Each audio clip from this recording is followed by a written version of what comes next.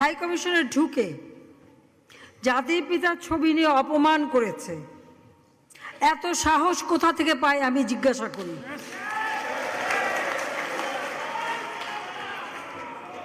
আমি জানি না আমাদের হাই কমিশনার এখন কারা বসেছিল এবং তারা সেখানে কিছুই করতে পারলো না কেন, সেটাও বড় প্রশ্ন।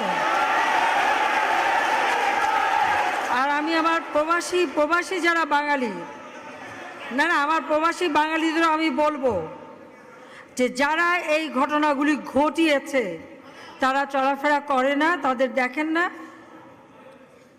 যে হাত দিয়ে জাতির পিতার ওই ছবি নিয়ে তারা ভেঙেছে, তাদের যা উপযুক্ত করা উচিত সেটা করতে হবে। কারণ জাতির পিতার নাম মুছে ফেলার চেষ্টা করা হয়েছিল, তো তারিখ যেহেতু দূরের কথা, ওর বাপ তো চেষ্টা করেছিল এই নাম মুছতে, ওর বাপও চেষ্টা করেছে, মাও চেষ্টা করেছে। তারা কি পেয়েছে নাম মুছতে? পারে নাই। ইতিহাস কখনো কেউ চাপা দিতে পারে না।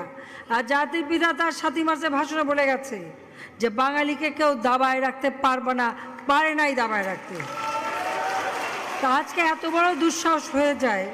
হ্যাঁ, আমি প্রধানমন্ত্রী এসে আমারটা যা করুক ওটা আমি কিছু মনে করি না, কিন্তু যিনি আমাদের জাতির পিতা, যে আইন আছে, সেখানে হাত দেবে এত সাহস কোত্থেকে পেল?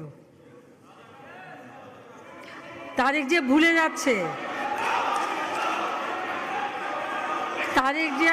যাচ্ছে যে তার মা দুর্নীতি করে জেলে গেছে।